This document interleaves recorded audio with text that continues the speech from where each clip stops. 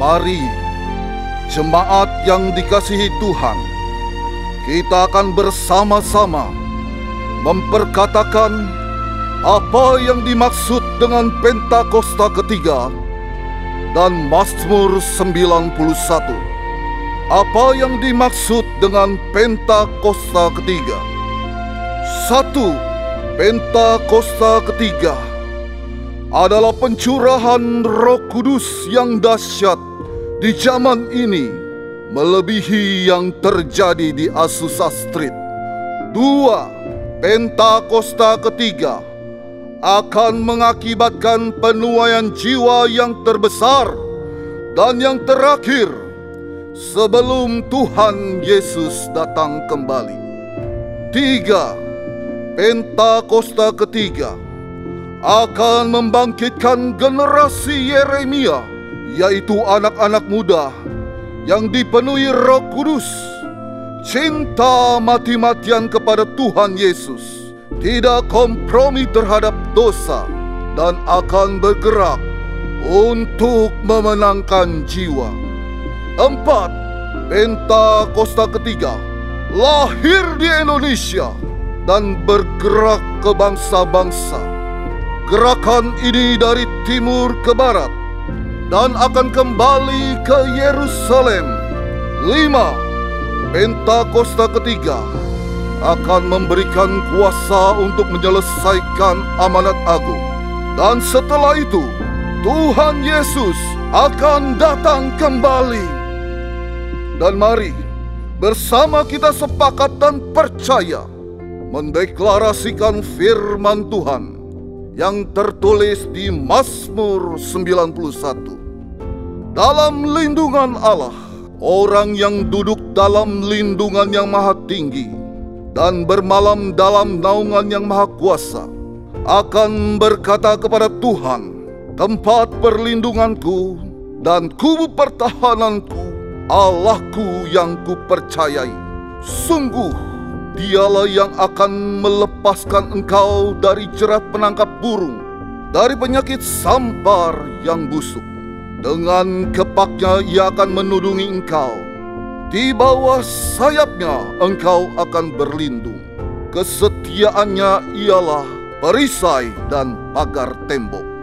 Engkau tak usah takut terhadap kedahsyatan malam, terhadap panah yang terbang di waktu siang, terhadap penyakit sampar yang berjalan di dalam gelap, terhadap penyakit menular yang mengamuk di waktu petang. Walau 1000 orang rebah di sisimu dan 10.000 di sebelah kananmu, tetapi itu tidak akan menimpamu. Engkau hanya menontonnya dengan matamu sendiri dan melihat pembalasan terhadap orang-orang fasik. Sebab Tuhan ialah tempat perlindunganmu, yang maha tinggi telah kau buat tempat perteduhanmu. Malapetaka tidak akan menimpa kamu, dan tulah tidak akan mendekat kepada kemahmu. Sebab malaikat-malaikatnya akan diperintahkannya kepadamu untuk menjaga engkau di segala jalan. Mereka akan menatang engkau di atas tangannya, supaya kakimu jangan terantuk kepada batu. Singa dan ular tedung akan kau langkahi. Engkau akan menginjak anak singa dan ular naga. Sungguh hatinya melekat kepadaku, maka aku akan meluputkannya. Aku akan membentenginya, sebab ia mengenal namaku. Bila ia berseru padaku, aku akan menjawab. Aku akan menyertai dia dalam kesesakan. Aku akan meluputkannya dan memuliakannya. Dengan panjang umur akan kukenyangkan dia, dan akan kuperlihatkan kepadanya keselamatan daripadaku. Haleluya. Amin. Nama Tuhan, Shalom GBPRJ. Shalom. Lebih semangat lagi saudara, Shalom. Shalom. Ada sukacita di rumah Tuhan hari ini. Amin. Amin. Bolehkah sebagai tanda kita bersukacita, kasih tepuk tangan yang terbaik buat Tuhan Allah kita saudara. Haleluya. Saudara, kalau kita hari ini berada dalam kondisi yang baik, keadaan yang baik, maka layaklah setiap kita untuk memberikan yang terbaik juga untuk Tuhan kita. Amin saudara. So untuk beberapa saat ke depan saya mau kita sama-sama sepakat kita jadikan Tuhan Yesus sebagai pusat ibadah kita hari ini. Saudara setuju? Amin. Kasih tepuk tangan sekali lagi buat Tuhan Yesus. Mari kita satu di dalam doa. Kami bersyukur untuk kebaikan dan rahmat-Mu yang selalu baru atas setiap kami Tuhan. Terima kasih Tuhan Yesus. Dan kalau hari ini Tuhan kami bawa pujian kami bawa penyembahan yang kami Tuhan. Dan kiranya pujian penyembahan kami ini menjadi dupa yang harum bagi Tuhan. Dan Tuhan kami percaya hari ini ada kuasa-Mu melingkupi setiap kami. Ada kuasa-Mu yang menyertai setiap kami, ada kuasa-Mu yang melawat setiap kami Tuhan. Oleh sebab itu bertata setiap pujian penyembahan kami Tuhan Yesus. Kami serahkan ibadah kami dari awal pertengahan hingga akhir. Hanya di dalam nama Tuhan Yesus kami siap memuji, kami siap menyembah. Haleluya, amin.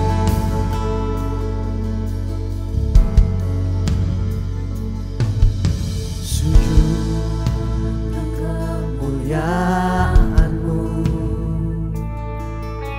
Imam besar maha agung. Kaulah pemilik hidupku, Yesus Kristus Tuhan. Kami sujud di depan tahta-Mu, sujud di depan tahta-Mu, taklukkan seluruh hidupku dalam tangan-Mu berdiri, Yesus Kristus Tuhan.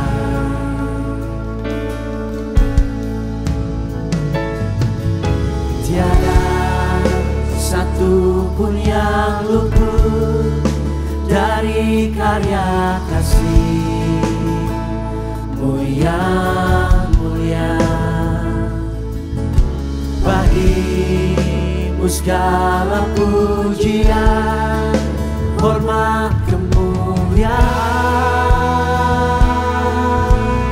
Berjemaat Tuhan bersama, angkat suara-Mu. Engkau Tuhan kutinggikan, yang bangkitkan dengan Yesus.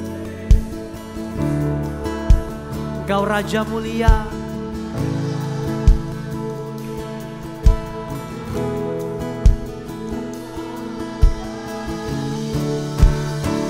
Katakan selamatkan jiwaku, selamatkan jiwaku.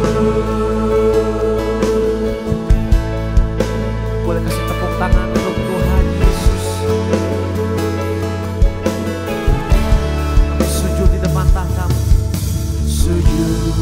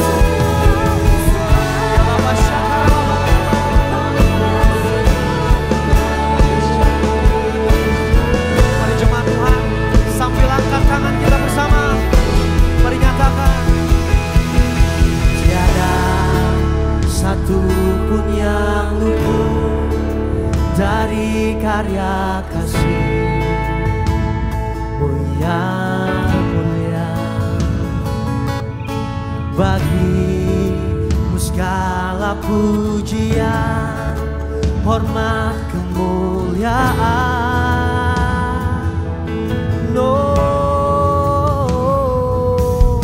Tiada satu pun yang luput dari karya kasih-Mu yang mulia. Bagimu segala pujian, hormat, kemuliaan. Sungguh tiada, tiada satu pun yang luput dari karya kasih-Mu yang mulia. Bagimu segala pujian, hormat, kemuliaan. Sekali lagi nyatakan, tiada satu pun, tiada satu pun yang luput dari karya kasih-Mu. Sebab bagimu segala pujian Tuhan, bagimu segala pujian, hormat,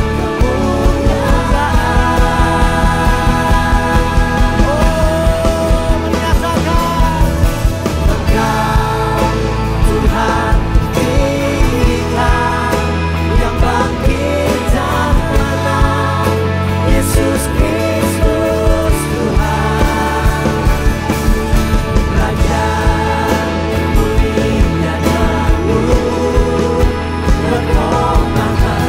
Kau berkorban bagi setiap kami Tuhan. Beri jemaat Tuhan lebih lagi bersama.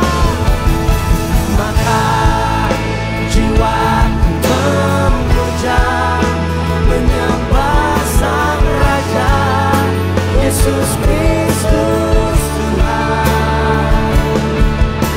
Kekal sempurna kuasa-Mu, agunglah karya-Mu.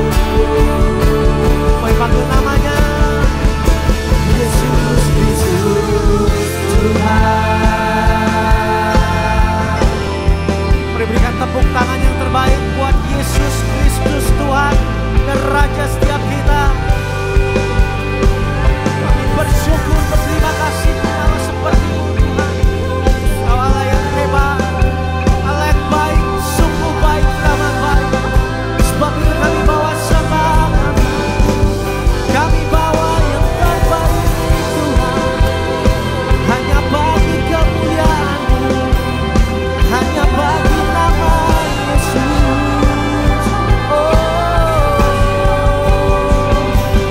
Biar tempat ini dipenuhi oleh kemuliaan-Mu Tuhan. Di sekitar kami umat-umat-Mu, datang bawa pujian, datang bawa sembah hormat, hanya bagi nama Yesus.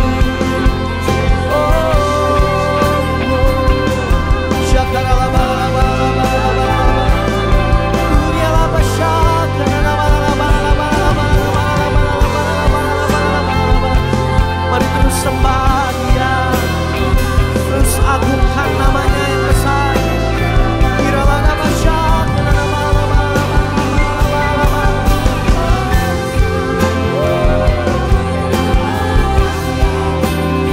Terpujilah nama-Mu, besarlah nama Yesus. Kita nama syak, nama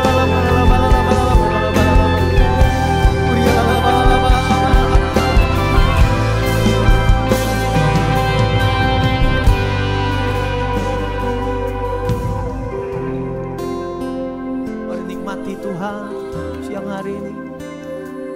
Terima kasih.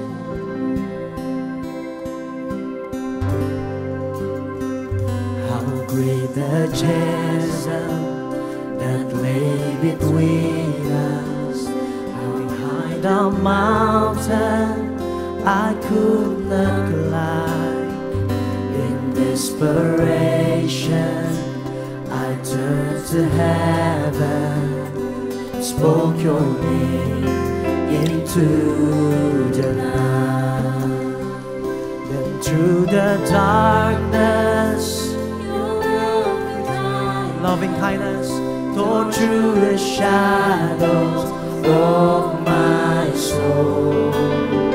The work is finished, the end is finished. Sing Jesus, Jesus Christ, my living hope. Mari angkat tangan kita bersama. Katakan haleluya. Hallelujah, praise the one who set me free. Hallelujah, that has lost its grip on me. You have broken every chain. There's salvation in your name, Jesus Christ, my living hope. Dengan iman nyatakan. Who could imagine so great a mercy? What heart could find such boundless grace? The God of ages stepped down from glory to wear my sin and bear my shame. When God has spoken, I am forgiven. The King of Kings calls me his own. Beautiful Savior, I'm yours forever. Jesus Christ, my living hope. Mari jemaat angkat tanganmu, mari bersama nyatakan. Hallelujah, praise the one who set me free. Hallelujah, that has lost its grip on me. You have broken every chain. There's salvation in your name, Jesus Christ, my living hope. One more time, sing hallelujah. Praise the one who set me free. Hallelujah, that has lost its grip on me. You have broken every chain. There's salvation in your name, Jesus Christ, my living hope. Katakan hallelujah, praise the one who set me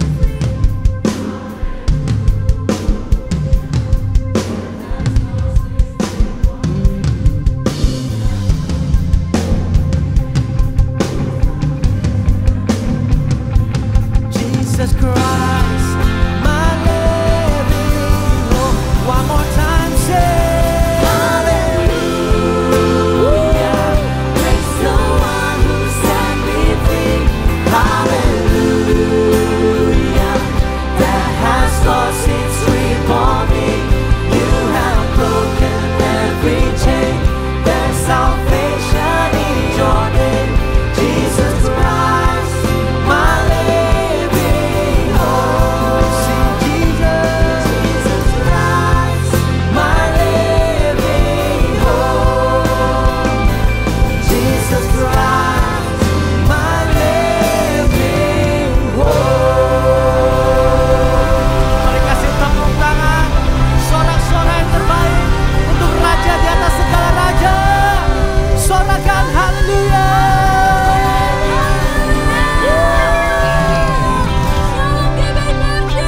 Shalom. Lebih lagi shalom. Bro, men di sini yang bersyukur kita punya Allah yang baik. Boleh lambaikan tanganmu. Allah kita adalah Allah yang setia. Amin. Dia selalu ada bagi setiap kita. Sebab itu boleh katakan ke kanan kirimu, you are a friend of God. Come on. Mari sama-sama tepuk tangan di atas kepala. Come on.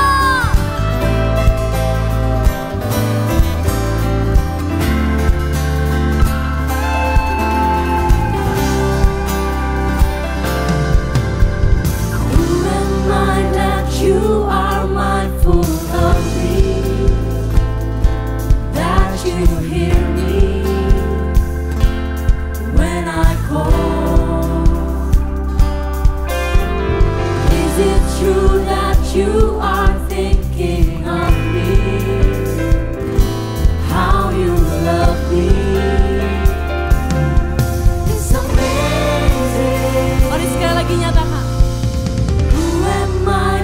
you are mindful of me,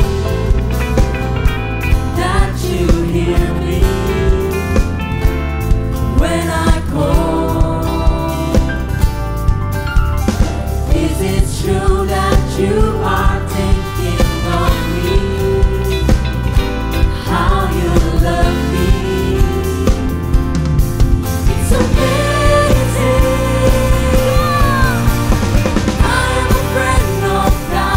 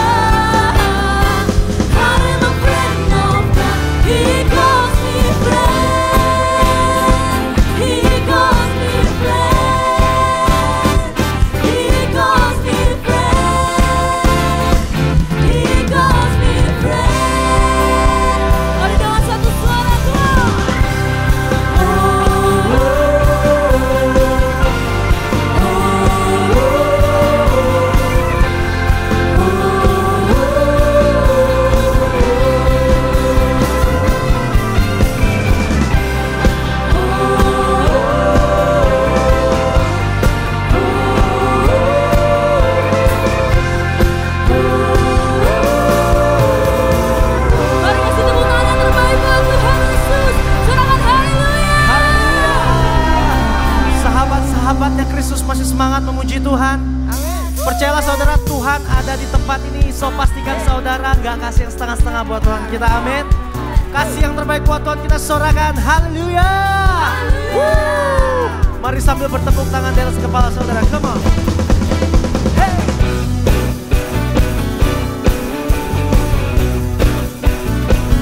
Kami memuji Raja di atas segala raja di tempat ini Tuhan. Nama di atas segala nama. Siapa namanya? Siapa namanya?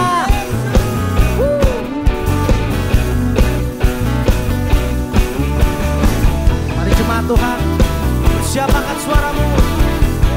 Bisa menyatakan bersyukurlah kepadanya, bawalah pujian baginya, karena dia Raja, Dia yang perkasa. Tuhanlah kekuatanku, mazmur dan keselamatanku, Dia penolongku yang hidup.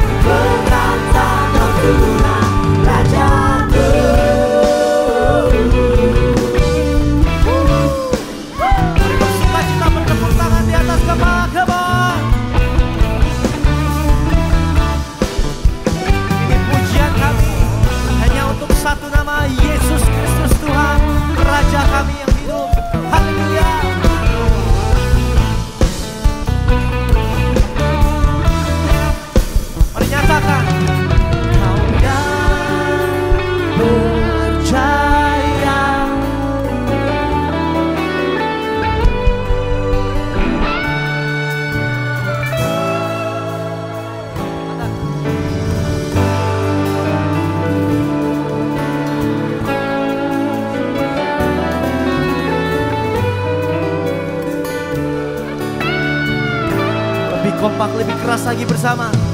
Kau yang berjaya, seluruh semesta sujud menyembah. Kau yang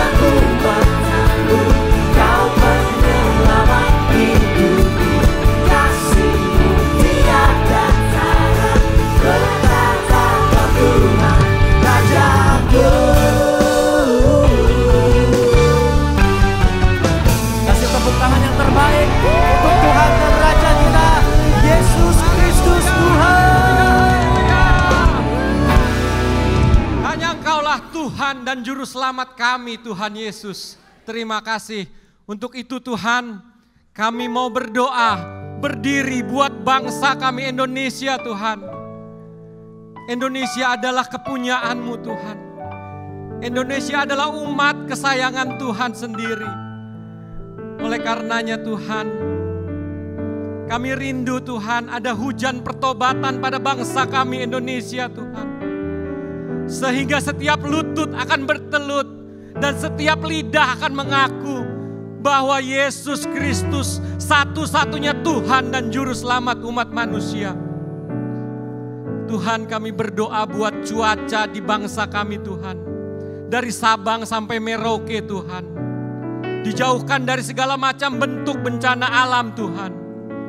Dengan iman kami mau perkatakan, hai tanah, air dan udara, tenanglah di dalam nama Tuhan Yesus Kristus. Terima kasih Tuhan untuk pemilu yang telah berjalan dengan lancar dan aman Tuhan. Engkau telah pilihkan seorang pemimpin Tuhan yang nasionalis dan toleran buat kami Tuhan. Yang dapat memimpin bangsa kami Tuhan menjadi bangsa yang maju Tuhan, adil dan sejahtera Tuhan.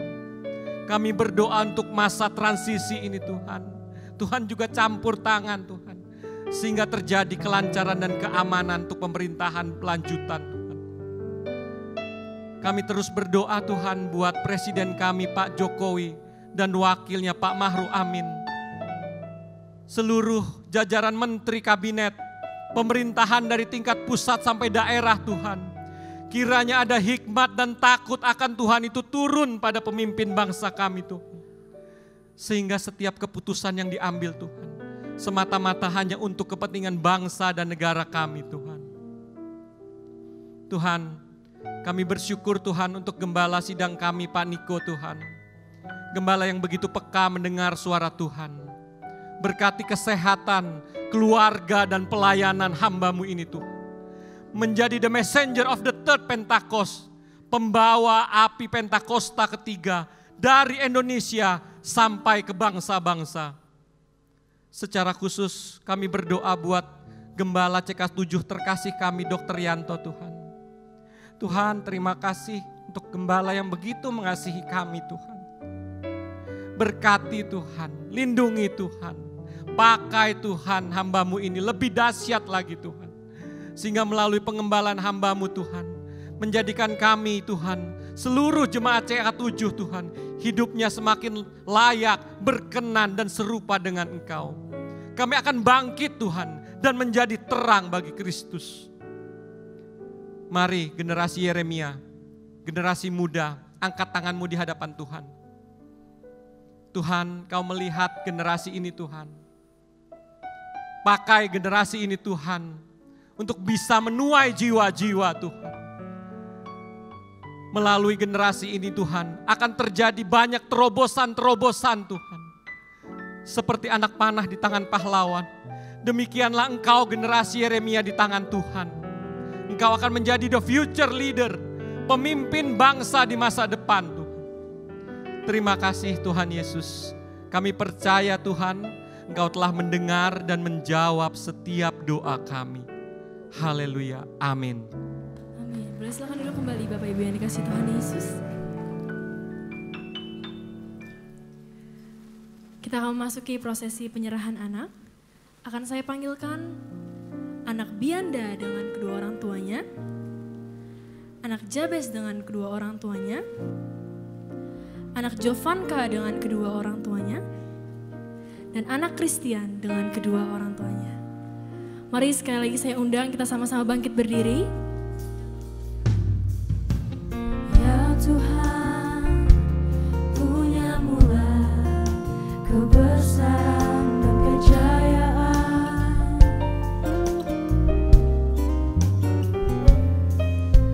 Ya Tuhan punya mula kehormatan, kemasyhuran dan keagungan.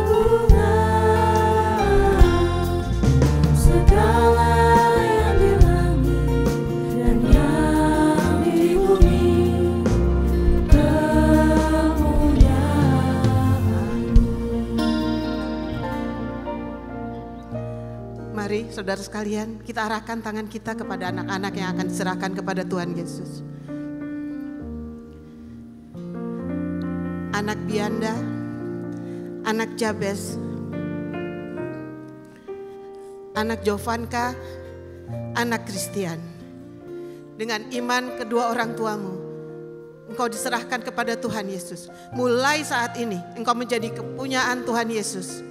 Engkau akan dibela, engkau akan dipelihara, engkau akan diberkati oleh Tuhan Yesus.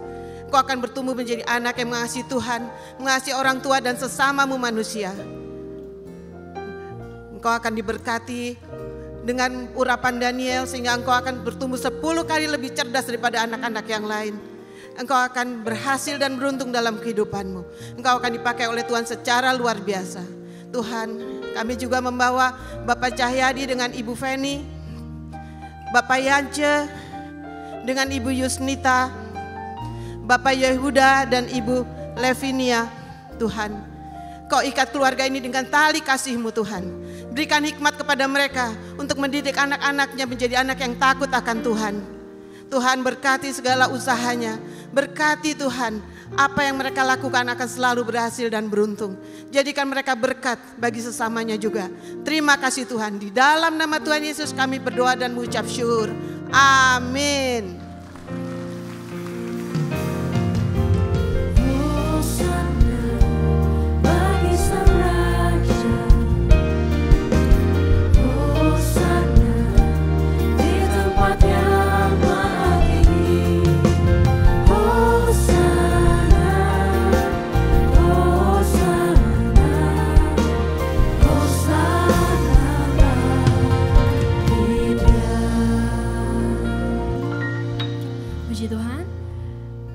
Kami rindu menyambut, adakah yang baru pertama kali hadir di GBPRJ? Boleh lambaikan tanganmu? Adakah yang baru pertama kali hadir? Ada di depan saya, puji Tuhan, shalom. Selamat datang, selamat beribadah di GBPRJ. Bagi jemaat yang baru pertama kali hadir, dapat mengisi form Duta Jiwa Baru dengan cara scan QR yang ada di depan layar. Dan setelah ibadah selesai dapat mengunjungi counter Jiwa Baru yang ada di depan ruang ibadah. Baik, saatnya kita akan memberi persembahan. Mari kita persiapkan yang terbaik buat Tuhan Yesus. Persembahan dapat dilakukan dengan cara scan kris yang ada di depan kursi Bapak Ibu Saudara. Atau bagi Bapak Ibu Saudara yang membutuhkan amplop dapat mengangkat tangan. Para pengerja akan segera membantu.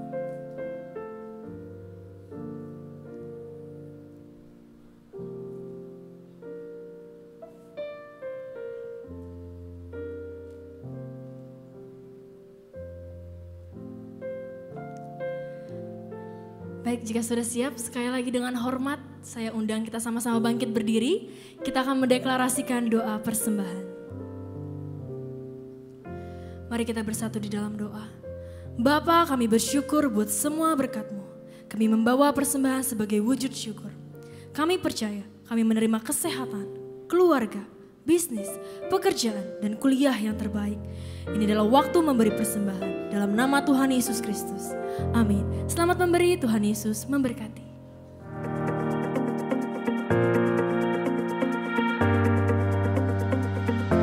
Shalom. Berikut kami sampaikan beberapa pengumuman.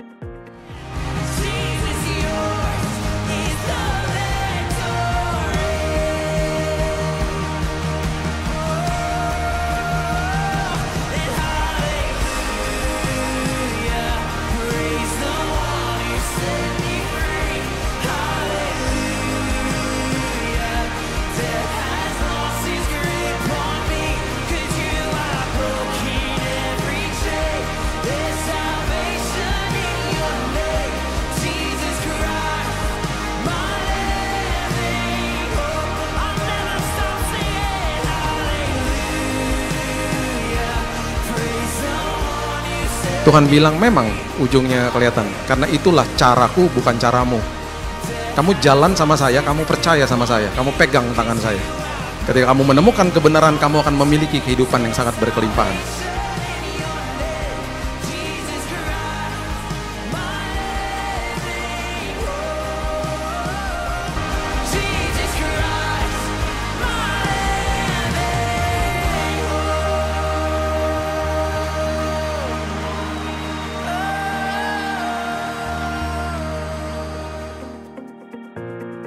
Ibadah Jumat Agung disertai dengan ibadah 316 Youth English Service,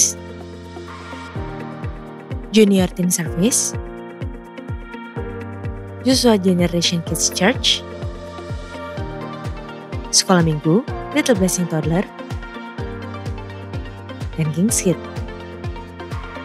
Sehubungan dengan libur nasional Hari Raya Jumat Agung pada hari Jumat tanggal 29 Maret 2024, maka diinformasikan untuk doa fajar, Bible study, Cool, diliburkan. Menara doa 24 jam tetap aktif seperti biasa. Ibadah minggu depan tanggal 31 Maret 2024 di GBI PRJ pukul 7, 9, 11.30 dan 16.30 waktu Indonesia Barat dilayani oleh Evangelis Tamra Geraldine Tuan Kota STH SOS MTH CBC. GBI PRJ Mandarin pukul 9 waktu Indonesia Barat dilayani oleh Pendeta Dr. Yanto Simkopteran PhD. Ibadah raya disertai dengan ibadah King's Kids, ibadah anak berkebutuhan khusus, Little Blessing Toddler, Sekolah Minggu, Joshua Generation Kids Church English Service, Junior Church Indonesian Service, 316 Youth English Service, dan 2 PM Young Professional and Couples. Sesuai firman Tuhan dalam Amsal 3 ayat 9 mengatakan, muliakanlah Tuhan dengan hartamu dan dengan hasil pertama dari segala penghasilanmu. Maka lumbung-lumbungmu akan diisi penuh sampai melimpah-limpah. Dan bejana pemerahanmu akan meluap dengan air buah anggurnya. Dan sesuai kesan Gembala Sidang untuk kita menaati firman Tuhan tersebut, maka sebagai gereja yang sepenuhnya mengikuti firman Tuhan, mari kita membawa persembahan buah sulung dengan sukarela tanpa paksaan, penuh sukacita dan ucapan syukur. Lakukan dengan beriman saja. Persembahan buah sulung dapat ditransfer ke rekening BCA Cabang Tamrin dengan nomor account 206-371-7878 atas nama GBI PRJ. Atau dapat menggunakan amplop persembahan dan dimasukkan ke dalam kotak-kotak persembahan yang tersedia di pintu masuk dan pintu keluar. Jika kita taat melakukannya, maka Tuhan akan membuka tikap-tikap langit dan mencurahkan berkat-Nya bagi kita yang taat akan firman-Nya. Amin. DFLI atau Dads for Life Indonesia adalah sebuah komunitas para ayah di CK7 yang dibentuk untuk menginspirasi dan melibatkan mereka agar sadar akan pentingnya peran mereka sebagai ayah, berkomitmen untuk menjadi ayah yang baik dan role model bagi anak mereka, menyediakan lebih banyak waktu untuk keluarga. Pada kesempatan ini, DFLI akan mengadakan DLA atau Dads Love Action 2024, yaitu tindakan kasih sederhana dari seorang ayah baik terhadap anak maupun istri. Tahun ini, DLA akan hadir dengan format yang baru, yakni berupa kompetisi atau race yang akan dilakukan para ayah di setiap minggu, dimulai dari tanggal 7 April hingga 15 Desember 2024. Caranya sangat mudah.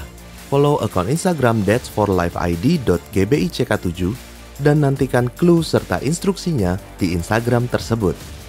Lakukan satu DLA, foto dan posting serta tag ke Instagram @dadsforlifeid.gbick7 dan menangkan 6 hadiah voucher dinner dan 2 voucher hotel. Kepada seluruh ayah, mari kita ikuti dan menangkan pertandingan DLA 2024 dengan mencintai keluarga kita.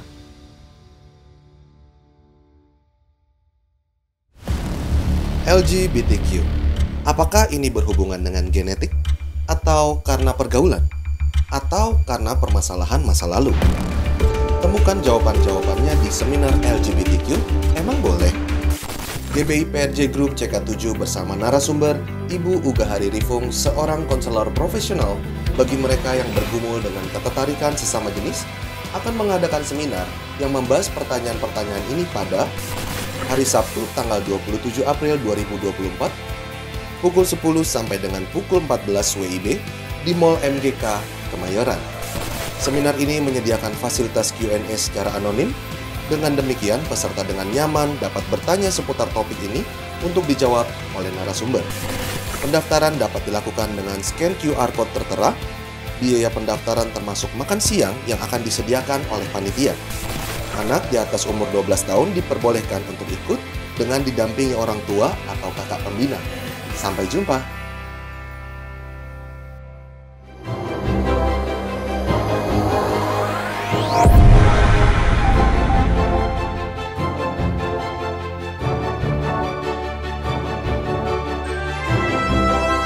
Setelah sekian lama, akhirnya tahun ini CK7 kembali akan mengadakan acara Kids Camp. Acara tersebut akan diadakan pada tanggal 17 sampai dengan 19 Juni 2024 di Green Forest, Bogor. Acara ini diperuntukkan bagi anak-anak yang saat ini duduk di kelas 3 sampai dengan 6 SD. Tentunya anak-anak yang harus sudah bisa mandiri ya. Acaranya pasti seru banget. Di sana anak-anak akan dibekali dengan firman Tuhan, memuji dan menyembah Tuhan bersama, dan gak hanya itu loh. Akan ada games dengan acara yang seru banget. Pastinya ini akan menjadi momen yang tidak pernah mereka lupakan. Segera daftarkan anak-anak Bapak Ibu sekalian melalui PIC Counter CK7 Kids Camp yang ada di ibadah anak masing-masing cabang. Pendaftaran mulai dibuka tanggal 24 Maret 2024 dan untuk harga early bird hanya dikhususkan bagi anak-anak yang memiliki kartu absen di kelas ibadah di masing-masing cabang. Yuk segera daftarkan anak Bapak Ibu sekalian, jangan sampai kehabisan kuota ya, karena tempat sangat terbatas.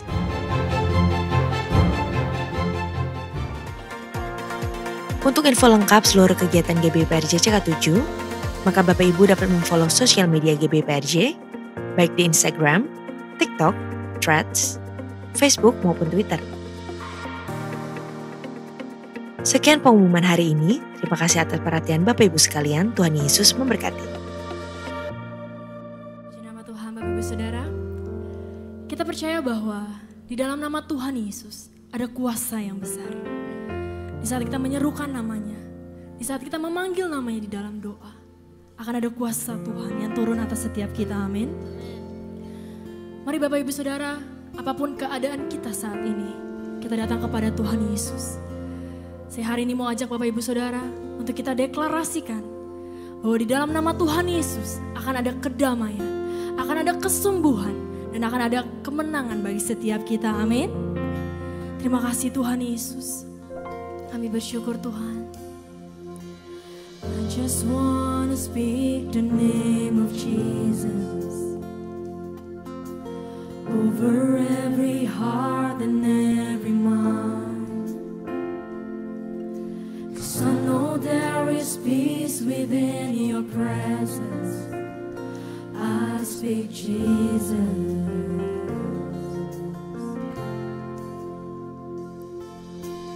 I just want to speak the name of Jesus till every dark addiction starts to break, declaring there is hope and there is freedom. I speak Jesus. Your name is power, your name is healing, your name is life. Break every stronghold, shine through the shadows, burn like a fire.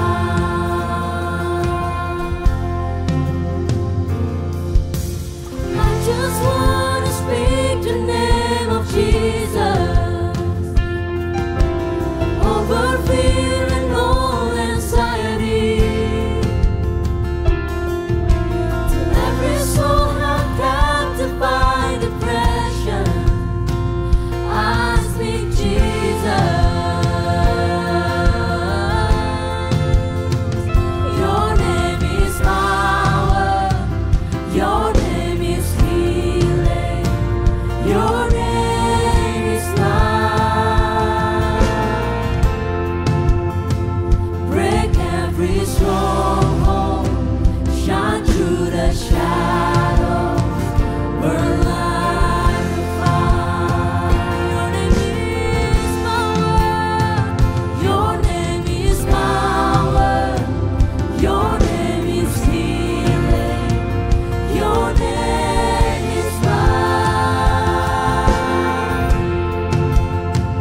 Break every stronghold, shine through the shadows, burn like a fire. Shout Jesus from the mountains, Jesus in the streets, Jesus in the darkness over every enemy, Jesus for my family family, I speak the holy name, Jesus. Mari angkat suaramu, nyatakan. Shout Jesus from the mountains, Jesus in the street, Jesus in the darkness over every enemy, Jesus for my family, I speak the holy name, Jesus.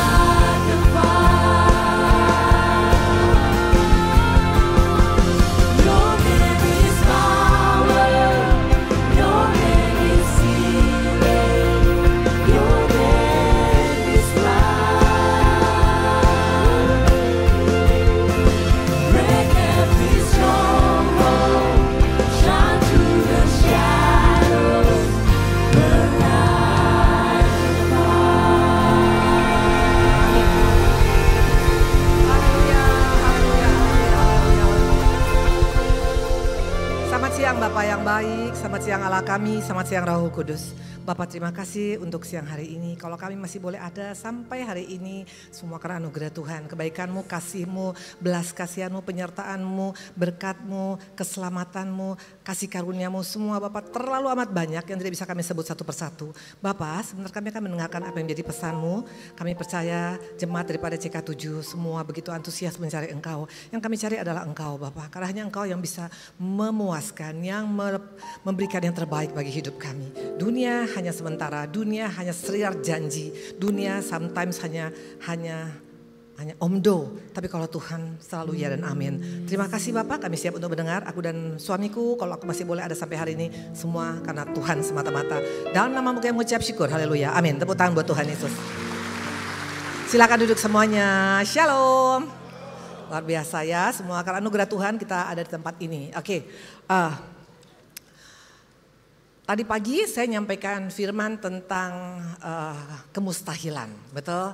Kenapa? Karena di akhir zaman ini seringkali banyak kita udah mulai capek ikut Tuhan. Kenapa Tuhan kok sampai hari ini gak ada perubahan hidupku, keluargaku, ekonomiku, suamiku, anakku, pelayananku atau apapun ya. Kemustahilan itu bukan hanya milik orang tertentu, tapi milik setiap kita orang percaya. Karena firman Tuhan dikatakan dalam Markus 9 dikatakan tidak ada yang mustahil bagi orang percaya. Jadi bukan kepada orang Kristen, bukan kepada pendeta, bukan kepada hamba Tuhan, tapi kepada orang percaya. Saya percaya di tempat ini engkau dan saya datang ke tempat ini karena kita percaya hanya Yesus satu-satunya jalan keselamatan, betul? Sebentar lagi kita akan merayakan Paskah, tentang kematian Tuhan, tentang kebangkitan Tuhan, tentang janji-janjinya ya. Nah saya tadi sampaikan ada 7 pribadi yang mengalami kemustahilan. 5 adalah udah agak bau tanah menurut dunia, betul? Udah agak bau tanah pun bisa mengalami kemustahilan. Dan juga 2 anak muda yang dianggap anak ingusan pun bisa mengalami hal kemustahilan. Artinya kemustahilan bukan hanya milik orang tertentu. Siapapun engkau di tempat ini asal engkau tangkap pesan Tuhan. Kalau bisa nanti dengar yang ibadah yang kedua tadi ya. Nah sekarang kita akan berbicara hal yang agak berbeda sedikit. Oke, kita akan masuk dalam firman Tuhan. Kita buka Kejadian 50 ayat 15 sampai dengan 20. Ya, waktu itu dikatakan Yakub meninggal dan apa yang terjadi kemudian mari kita lihat. Ketika saudara-saudara Yusuf melihat bahwa ayah mereka telah mati, berkatalah mereka, boleh jadi Yusuf akan mendendam kita dan membalaskan sepenuhnya kepada kita segala kejahatan yang telah kita lakukan kepadanya. Ya saya ulang sekali lagi. Ketika saudara-saudara Yusuf melihat bahwa ayah mereka telah mati, berkatalah mereka, boleh jadi Yusuf akan mendendam kita dan membalaskan sepenuhnya kepada kita segala kejahatan yang telah kita lakukan kepadanya. Sebab itu mereka menyuruh menyampaikan pesan ini kepada Yusuf. Sebelum ayahmu mati, ia telah berfirman, beginilah harus kamu katakan kepada Yusuf. Ampunilah kiranya kesalahan saudara-saudaramu dan dosa-dosa mereka. Sebab mereka telah berbuat jahat kepadamu. Maka sekarang ampunilah kiranya kesalahan yang dibuat hamba-hamba Allah ayahmu. Lalu menangislah Yusuf ketika orang berkata demikian kepadanya. Juga saudara-saudaranya datang sendiri dan sujud di depannya serta berkata, kami datang untuk menjadi budakmu. Tapi Yusuf berkata pada mereka, janganlah takut sebab aku inikah pengganti Allah. Memang kamu telah mereka-rekakan yang jahat terhadap aku, tapi Allah telah mereka-rekakannya untuk kebaikan. Dengan maksud melakukan seperti yang telah terjadi ini, yakni memelihara hidup satu bangsa yang besar. Jadi janganlah takut, aku akan menanggung makananmu dan makanan anak-anakmu. Demikianlah ia menghibur mereka dan menenangkan hati mereka dengan perkataannya. Wow. Mungkin engkau dan saya baca ayat ini udah sering ya. Tapi apa yang kita dapat? Nah dari kisah ini saya dapat 3 hal ya. Makanya bapak-bapak, ibu-ibu, pesan selalu saya sampaikan ini. Kalau engkau dan saya baca Alkitab, baca jangan pakai otot, baca jangan pakai emosi, baca jangan pakai logika, baca jangan pakai pikiran sendiri, baca pakai tuntunan Roh Kudus. Karena setiap apa yang ada dalam Alkitab itu luar biasa mengajarkan kita hal-hal yang tidak pernah kau pikirkan, gak pernah kau dengar, gak pernah kau lihat. Dan ini modal kita di akhir zaman. Karena tuntunan firman yang membuat engkau tidak akan pernah salah melangkah. Betul? Nah kita akan lihat 3 hal ya. Nah dalam hidup ini selalu ada 3 peran, selalu ada 3 aktor, selalu ada 3 aktris, selalu ada 3 peran. Yang pertama adalah pasti peran Tuhan. Karena Tuhan punya rencana tidak pernah yang jahat, selalu yang baik bagi setiap kita.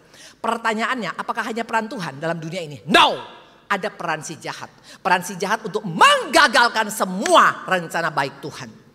Yang ketiga adalah peran kita. Mau ikut yang mana? Peran si jahat atau peran Tuhan? Nah makanya dikatakan oleh Yesus, berjaga-jagalah. Kenapa katakan berjaga-jaga? Karena seringkali kita kebablasan. Kita pikir yang penting kita sudah bergereja, udah ibadah, sudah jadi orang Kristen cukup. Enggak, si iblis juga tidak diam. Dia tahu, dia gak mau rencana Tuhan dalam hidup kita. Nah, maka kita akan lihat hari ini ada 3 hal. Yang pertama dari kisah yang tadi adalah apa ya? Kita buka satu-satu ayat 15. Ketika saudara-saudara Yusuf melihat bahwa ayah mereka telah mati, berkatalah mereka, boleh jadi Yusuf akan menendam kita dan membalaskan sepenuhnya kepada kita segala kejahatan yang telah kita lakukan kepadanya. Ini yang pertama. Iblis gak pernah mau kita lepas dari masa lalu kita yang gelap. Dia tetap mau supaya kita tetap terangkat. Ini gua memang pernah dulu jahat, makanya ada ex narkoba, ada ex napi, ada ex koruptor, ada ex kawin cerai, ada ex ini dan itu. Dan biasanya kalau si jahat sudah buat itu melekat pada kita, susah kita bergeraknya. Makanya dikatakan tadi ini orang-orang, ini keluarga-keluarga Yusuf.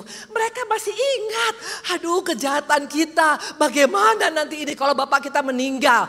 Nah, peranan iblis selalu mau supaya kita lengket dengan masa lalu kita yang hitam. Saya percaya di tempat ini gak ada yang sempurna, betul? Mungkin engkau tidak pernah bercerai, mungkin engkau tidak pernah membunuh, mungkin engkau tidak pernah mencuri, mungkin engkau tidak pernah masuk penjara, mungkin engkau tidak pernah narkoba. Tapi setiap kita pasti ada yang jeleknya. Nah, iblis gak mau kita sampai lepas dari sana. Dia pengen tetap itu ngikut ke kita terus, ya. Nah, dikatakan tadi di sini adalah apa, ya? Ya, saya sendiri pernah dianggap oleh keluarga saya sendiri. Tidak ada mungkin si Indri dan si Ari akan bisa mengalami hal-hal yang baik. Karena kami pernah hidup gak benar. Makanya itu melekat sama saya, bahkan pernah sekali itu dari keluarga kandung saya sendiri bilang tidak boleh salaman sama si Indri. Karena siapa yang salaman sama Indri itu akan dibakar di neraka. Luar biasa. Mungkin kau bilang kok sadis Bu Indri. Memang dunia sadis, hanya Yesus yang gak sadis. Gak boleh salah. Kalau udah salah aja hamba Tuhan, panjang ceritanya. Hamba Tuhan juga manusia, betul? Halo? Apakah di sini ada manusia atau bukan? Semua pasti pernah. Dan iblis selalu nempelin di kita. Makanya itu gak main-main, betul. Ingat tentang si Yabes, coba kita buka. Ini orang yang melabel dia bukan orang lain, malah mama kandungnya sendiri. 1 Tawari 4 ayat 9b. Dikatakan begini, nama Yabes itu diberikan ibunya kepadanya sebab katanya aku telah melahirkan dia dengan kesakitan. Bayangkan mama kandung pun melabel. Maka ibu-ibu tempat ini walaupun mungkin suamimu nakal atau engkau punya masalah waktu dalam keadaan kehamilan, jangan timpakan kepada anakmu. Ini gak main-main, melabel itu bukan orang lain. Anak mamanya sendiri melabel anak kandungnya dengan mengatakan aku dengan melahirkan dia dengan kesakitan. Ini terjadi, makanya dunia penuh dengan label. Saya juga dulu di label, tidak mungkin. Allah pernikahan kami dengan Pak Ari paling setahun umurnya. Ngeri sekali orang bisa melabel kita seperti itu. Karena apa, hidup kami dulu gak benar. Kami dulu pernah punya diskotik. Artinya kalau dunia melabel itu gak mungkin peranan Tuhan. Itu peranan si jahat. Jadi kalau engkau masih tetap ingat masa lalumu, ya tetap ingat tentang kejahatan-kejahatan dulu, itu bukan daripada Tuhan. Kenapa saya berani berkata begitu? Mari kita buka ya. Lihat, perhatikan pihak Tuhan. Buka Lukas 13 ayat 13 sampai dengan 16. Waktu ada orang yang bungkuk, yang terikat roh jahat 18 tahun di gereja. Ini bicara tentang apa? Gereja pun banyak melabel. Tapi bukan gereja PRJ, betul? Karena gereja PRJ semua orangnya baik-baik. Betul? Tapi jangan main-main, penghakiman itu banyak di gereja. Betul? Mentang-mentang dia merasa suci, sok kudus. Kalau lihat orang, dia kurang rohani. Karena doanya kurang panjang. Hah? Halo? Mana buktinya? Mari kita lihat orang yang di label ini ada di gereja. Lukas 13 ayat 13 sampai dengan 16. Lalu Yesus lalu ia meletakkan tangannya atas perempuan itu. Dan ketika itu juga berdirilah perempuan itu dan memuliakan Allah. Tapi kepala rumah ibadat gusar karena Yesus menyembuhkan orang itu pada hari Sabat. Lalu ia berkata kepada orang banyak, ada 6 hari untuk bekerja. Karena itu datanglah pada salah satu hari itu dan untuk disembuhkan. Dan jangan pada hari Sabat. Tapi Tuhan menjawab dia, katanya, hai orang munafik. Bukankah setiap orang di antaramu melepaskan lembu atau keledainya pada hari Sabat dari kandangnya dan membawanya ke tempat minuman? Bukankah perempuan ini yang sudah 18 tahun diikat oleh iblis harus dilepaskan dari ikatannya karena ia adalah keturunan Abraham? Dan waktu ia berkata demikian, semua lawannya merasa malu dan semua orang banyak bersukacita karena segala perkara mulia yang telah dilakukannya. Bayangkan ini orang di gereja 18 tahun. Fakta. Maka jangan pernah bilang saya sudah 100 tahun jadi orang Kristen. Gak jadi jaminan. Dan ini orang punya masa lalu. Mungkin dia pernah melakukan hal yang tidak baik. Itu nempel terus bertahun-tahun dalam hidupnya. Dan yang menyedihkannya orang gereja gak peduli. Mereka lebih peduli pada binatangnya dikasih minum daripada ini orang disembuhkan oleh Tuhan, betul? Ini fakta. Maka dikatakan semua orang gak peduli, menganggap perempuan ini sudah kartu mati karena hidup dalam dosa sebelumnya. No hope, itulah dunia. Gampang mencap, gampang membuli, ini semua produk daripada si jahat. Makanya hari-hari ini yang tukang bully bertobatlah engkau. Saya bisa lihat muka-muka tukang bully. Ya, awas kalau bully saya, betul. Ini hamba Tuhan umur 64 tahun gayanya masih kayak begini. Ini gaya London tahu. Eke tuh orangnya fashion tahu. Makanya saya tuh terus terang ya, saya jadi trendsetter dikit soalnya. Nanti kalau Bu Indri sekarang fashionnya apa? Sekarang model jas panjang-panjang saya bilang itu. Ini sekarang jadi jangan pakai jas yang pas-pas, yang panjang-panjang gak kelihatan tangan. Betul? Dan ini kancingnya bukan kancing biasa. Ini dari apa? Ini dari gembok. Tuh, luar biasa. Yes, ya. Maka dikatakan kalau dunia melabel, dunia membuli, gereja suka membuli. Makanya di gereja ini paling mengerikan. Dalam gereja-gereja sekarang salah sedikit aja panjang ceritanya. Memang orang gak bisa jatuh. Peranan Tuhan lihat. Apakah Tuhan juga sama membuli perempuan ini? Boro-boro dia datang ke bait Allah. Bukan sekedar untuk kegiatan rohani. Bukan untuk panggung besar. Tapi untuk menyelamatkan orang yang masa lalunya pernah bermasalah. Gak ada amin? Amin dong. Emangnya siapa kita? Emang semua sudah kudus? Sorry ya, semua kita penjahat. Betul? Kalau engkau berani berkata engkau orang kudus, kita menipu diri sendiri. Dari lahir pun kita punya keturunan sudah ada dalam dosa. Tapi karena Yesus lahir, Yesus datang, Yesus mengampuni dosa kita, maka kita dilayakkan. Bukan karena kita, nggak ada satupun kita, semua kita kain kotor. Amin. Nama kata di sini, nggak ada orang di sini. Jangan undang saya lagi ya. Betul. Nah lihat di sini ya, dikatakan. Yesus datang bukan untuk cari panggung. Yesus datang bukan untuk kegiatan rohani. Tapi tujuannya untuk melepaskan wanita yang punya masa lalu yang gelap ini. Dan wanita itu sembuh. Dan perhatikan waktu dia sembuh ayat 13. Lalu ia meletakkan tangan di atas perempuan itu. Dan seketika itu juga berdirilah perempuan itu. Dan memuliakan Allah. Selama 18 tahun di gereja dia hidup gak memuliakan Tuhan. Karena apa? Sudah dicap. Nih. Orang Kristen suka main cap. Tapi bukan Kristen di CK7. Karena di sini semuanya angel saya lihat. Betul. Baru salah dikit aja udah dicap. Dasar tuh orang gak bertobat. Halo. Dikatakan tadi di sini apa ya? Tadi saya baca tadi dikatakan di sini ya. Dia awalnya datang ibadah tapi gak bisa memuliakan Tuhan. Karena langsung udah diskakmat. Kau gak bisa, gak mungkin kau berubah. Udah hancur, masa depanmu gak ada. Itu saya alamin. Saya masih ingat. Saya hidup dalam dosa tuh 40 tahun. Wah. Ngeri banget, salaman aja sama saya gak boleh. Katanya kalau salaman tuh mati dibakar masuk neraka. Karena indrinya orang kotor. It can happen to us. Itulah dunia. Betul, tapi Yesus luar biasa. Makanya peranan Tuhan tuh penting dalam hidup kita. Kalau engkau hanya dengan perananmu sendiri, engkau akan mati berdiri. Karena iblis yang akan masuk. Hanya ada 2 pemegang peranan dalam hidup kita. Kalau enggak iblis adalah Tuhan. Tapi kalau engkau pegang peranan Tuhan dalam hidupmu, lihat. Sesudah dia disembuhkan, dia bisa memuliakan Tuhan. Jadi kita bisa memuliakan Tuhan bukan karena engkau sekedar ibadah. Tapi untuk engkau sudah mengalami pemulihan. Sudah dilepaskan, sudah disembuhkan dan sudah bertobat. Itu kata kuncinya, betul? Nah dikatakan dampak Yesus menjamah dia, hidupnya memuliakan Allah. Dunia membatasin kita, betul? Dunia membatasin, makanya ada ini. Apa? Verboden. No entry, dilarang masuk. Betul? Makanya asal dari, jangan dia masuk. Itu orang gak kudus, jangan. Kita kan orang-orang kudus. Betul? Kudisan kali. Betul? Jangan, itu kan bukan anak-anak Tuhan. Hanya kita yang anak Tuhan. Halo, engkau dan saya anak Tuhan itu karena dilayakkan. Tidak ada satupun karena hebat gagah kita. Jangan lupa kasih karunia dong. Nah ini ya tepuk tangan buat Tuhan Yesus. Kasih karunia. Saya dan suami ini gak layak sebenarnya. Kalau kami sampai bisa di CK7 hari ini. Itu gak mungkin kalau bukan karena dilayakkan oleh Tuhan. Karena kami gak ada bedanya dengan yang tadi 18 tahun di penjara, dirasuk oleh roh jahat. Itu ngikut terus. Gak bisa dibilang. Bahkan anak-anak kami pun dibilang. Alah anak-anaknya paling juga hanya cuma bermasalah. Itu label. Maka jangan pernah kau aminkan label orang. Label Tuhan yang kau aminkan. Amin. Ya, nah dikatakan tadi di sini adalah apa? Ya, kita lihat ya. Produk iblis, masa lalu kita yang suram membuat kita tidak bisa masuk ke dalam, betul? Sehingga sepertinya pintu kesempatan gak ada, pintu pemulihan gak ada, pintu pertobatan gak ada. Semua sepertinya tertutup. Kita lihat respon Tuhan. Ingat si penyangkal kelas kakap, tahu siapa? Pernah baca Alkitab gak nih? Si penyangkal, siapa? Petrus. Dia bukan hanya cuma menyangkal, dia menyangkal, mengumpat, terakhir dia mengutuki Tuhan. Saya mau tanya, kata-kata kutuk biasanya gimana? Wah, itu kata-kata mutiara loh, betul?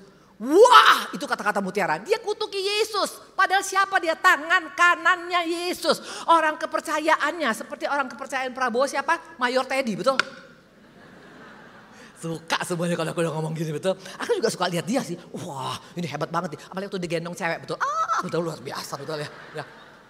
Ini orang kepercayaan Yesus. Bisa menyangkal. Bukan hanya bilang, nggak tahu, bukan. Hah, emangnya siapa dia? Gua kagak tahu. Kata-kata kutuk itu kata-kata mengerikan. Yang keluar dari mulutnya Petrus, betul. Ini orang harusnya dihajar, dirajam, dibakar. Kalau lihat kelakuan seperti ini. Lihat respon Tuhan. Mari kita lihat. Supaya di tempat ini apapun masa lalumu, jangan pernah engkau terkesima, jangan engkau terdiam, jangan engkau terpana hanya di masa lalu. Lihat Matius 26 ayat 74. Maka mulailah Petrus mengutuk dan bersumpah, aku tidak kenal orang itu. Dan pada saat itu berkokoklah ayam. Coba kita lihat. Yesus sangat mengasihi dia. Dia adalah orang kepercayaan. Tapi dia menyangkal, bukan hanya menyangkal, mengutuk Yesus. Lihat respon daripada Yesus. Yuk kita lihat ya, beda dengan responnya daripada iblis. Kalau iblis mengatakan kau kartu mati, kau tidak mungkin, kau sudah verboten, kau sudah dicap, tidak mungkin bisa berubah. Tapi lihat daripada Yesus. Yohanes 21 ayat 15. Sesudah sarapan, Yesus berkata kepada Simon Petrus, Simon, anak Yohanes, apakah engkau mengasihi aku lebih daripada mereka? Jawab Petrus padanya, benar Tuhan, engkau tahu bahwa aku mengasihi engkau. Kata Yesus kepadanya, gembalakanlah domba-dombaku. Wow, sama sekali gak ditunjuk, sama sekali gak dimaki, sama sekali gak dijudge, sama sekali gak dimarah-marahin. Yang ada malah dikasih kepercayaan yang tidak main-main. Inilah Yesus kita. Karena bagi Yesus, masa lalu yang buruk sekalipun, asal engkau mau datang kepada dia, Tuhan bisa ubahkan. Ini yang luar biasa, ini yang luar biasa. Bisa gak Petrus bilang begini, kok saya, kok Yesus, Petrus waktu ketemu pasti dia takut-takut. Waktu dipanggil Petrus, aduh mati nih gua, mati, betul. Orang bersalah begitu, betul. Tapi lihat Tuhan katakan sama sekali gak diungkit, sama sekali gak ditanya, Pet, kok bisa lu tega sama gua? Lu gak ingat waktu lu makan kenyang waktu 5.000 orang makan? Gak ada. Tuhan gak ungkit-ungkit loh kebaikan Tuhan. Tuhan gak ungkit-ungkit kasihnya. Tuhan hanya bilang apakah engkau mengasihi aku? Dan bukan sekali, Yesus berkata 3 kali. Artinya Yesus serius. Kenapa sampai Yesus percayakan? Waktu seorang kembali bertobat pada Tuhan dengan segenap hati, segenap akal budi, kembali pada Yesus, semua Tuhan bisa balikkan luar biasa. Yes, lihat dampaknya. Kisah 5 ayat 15. Bahkan mereka membawa orang-orang sakit keluar ke jalan raya dan membaringkan di atas balai-balai dan tilam. Supaya apabila Petrus lewat, setidak-tidaknya bayangannya mengenai salah seorang dari mereka. Wow, si pengumpat. Lewat aja bayang-bayang. Itu sembuh bawa semua orang. Gak usah pakai tumpang tangan sampai keriting kuku kita. Si pengumpat. Makanya Tuhan gak persoalan masa lalumu asal engkau mau kembali kepada dia. Ya, iblis yang bilang kagak mungkin, masa lalu lu nempel samamu. Engkau lihat ayat berikutnya, Kisah 2 ayat 41. Orang-orang yang menerima perkataannya memberi diri dibaptis. Dan pada hari itu jumlah mereka bertambah kira-kira 3.000 jiwa. Bayangkan di Indonesia ada 200 hamba Tuhan semilitan Petrus. Setulus Petrus, segila-gila gaspol Petrus. Tahu apa yang terjadi? 200 hamba Tuhan saja. Sepenuhnya seperti Petrus. Gak sampai 2 tahun Indonesia transformasi. Coba hitung. 270 juta penduduk Indonesia. Ada 200 hamba Tuhan yang sekali ngomong 3.000 orang bertobat. Kali-kaliin, saya hitung sendiri tuh. 450 hari. Gak sampai 2 tahun. Pakai hari-hari ini, jangan engkau bully orang. Tuhan bisa pakai setiap kita. Saya dulu adalah orang yang sangat tidak layak dengan suami saya. Gak ada alasan kami, masa lalu kami itu nempel sama kami bertahun-tahun. Halo, maka di tempat ini mungkin dia pernah mencuri. Mungkin dia pernah menjadi penjahat, pernah masuk penjara, pernah kawin cerai. Jangan bully. Karena bully itu bukan produk Tuhan. Produk Tuhan memberikan kesempatan. Amin. Bilang kanan kiri, maka lu jangan bully gue mulai sekarang. Bilang ayo. Ayo. Amin, amin, amin, amin, amin, amin, amin, amin, amin, amin. Oke. Modalnya untuk engkau supaya bisa mengalami perkara besar, pakai ini. Betul. Harus banting setir. Banting setir. Petrus banting setir dari mana? Dari ayam jago. Jangan tunggu harus pendeta Amerika datang baru engkau bertobat. Mau pendeta biasa pun. Karena engkau respon pada firman bukan pada saya. Waktu kau banting setir. Betul, makanya saya terus-terusan ditangkap di pesawat. Karena bawa setir, kemarin saya bawa pistol. Tapi mereka bilang begini, maaf ibu boleh diperiksa. Ada apa pak? Kayaknya ada balon dalam. Gak ada balon pak, rupanya karena ada pistol. Terus saya bilang ini mainan pak, mainan. Ya tapi takutnya ibu pakai iseng-iseng berhadiah dalam pesawat nanti orang mati kena jantung. Dia bilang gitu. Akhirnya saya tertahan cukup lama, betul. Ya. Setir juga begitu. Ibu ini maksudnya apa bawa setir ke sini? Apa mau jadi pilot katanya, luar biasa. Waktu engkau banting setir. Petrus banting setirnya bukan karena KKR besar. No, hanya gara-gara ayam. Tapi lihat Yudas, Tuhan ngomong langsung pun dia gak banting setir. Maka akhirnya matinya konyol. Di tempat ini jangan bikin capek diri, betul. Ngapain lu datang ke ibadah kalau enggak banting setir? Ada dong perubahan. Halo? Jangan hanya cuma datang, yang penting rajin. Itu yang pertama, betul. Mari kita lihat yang berikutnya. Kalau engkau sudah banting setir, engkau akan dipakai seperti Petrus. Dengan cara Tuhan yang gak pernah kau pikirkan. Makanya kisah 1 ayat 8 akan kau alamin. Kisah 1 ayat 8, tapi kamu akan menerima kuasa kalau Roh Kudus turun ke atas kamu. Dan kamu akan menjadi saksiku di Yerusalem dan seluruh Yudea dan Samaria sampai ke ujung bumi. Wah. Rencana Tuhan bagi setiap kita bukan orang yang biasa-biasa, punya power, punya urapan, punya otoritas, punya karisma. Itu rencana Tuhan. Tapi kenapa engkau tidak mengalami? Jangan bilang Tuhan pilih kasih. No, karena engkau tidak banting setir, mam. Betul-betul. Banting betul-betul. 180 derajat, jangan 360 derajat. Kalau 360 derajat balik situ lagi. Amin. Jangan tambah sulam sama dosa. Betul. Kalau engkau tambah sulam gak jadi apa-apa. Percuma mau engkau kemari nangis 5 ember gak jadi apa-apa. Amin. Ada orang kah? Apakah masih mau saya teruskan? Oke. Ya, Saulus kita tahu. Wah, kurang apa dia, betul? Dari penjahat, pembunuh orang Kristen. Tapi kemudian dia banting setir. Apapun yang dihadapinya dia bisa jadi berkat. Ini gak main-main. Tuhan gak pernah pakai orang-orang yang mulus semua. Yang bermasalah pun Tuhan bisa pakai luar biasa. Amin. Karena Tuhan mau tunjukkan kasihnya kepada kita. Nah, ini dikatakan, betul? Pertanyaan, sudah engkau mendengar ini, apa responmu? Responmu semangat, antusias, atau responnya biasa-biasa? Karena sorry ya, banyak aliran barak di gereja. Tahu barak? Barak Sitompul? Tahu barak? Ini orang Batak kayaknya. Barak, betul? Mari kita buka. Hakim-Hakim 4, ayat 7 sampai dengan 8. Yuk kita lihat. Waktu itu Tuhan mau pakai barak. Tuhan mau angkat dia. Tuhan mau promosikan dia. Tuhan mau lakukan perkara besar dengan dia. Dikatakan oleh Deborah. Dan aku akan menggerakkan Sisera. Katanya Tuhan nih. Panglima tentara Yabin. Dengan kereta-keretanya dan pasukan-pasukannya menuju engkau ke Sungai Kison. Dan aku akan menyerahkan dia ke dalam tanganmu. Jawab Barak pada Deborah. Jika engkau maju turut. Jika engkau turut maju. Aku pun maju. Tapi jika engkau tidak turut maju. Aku pun tidak maju. Efeknya kalau engkau lihat. Gara-gara orang seperti ini. Ini orang-orang yang responnya enggak antusias. Halo, harus antusias. Ini apa? Ini apa?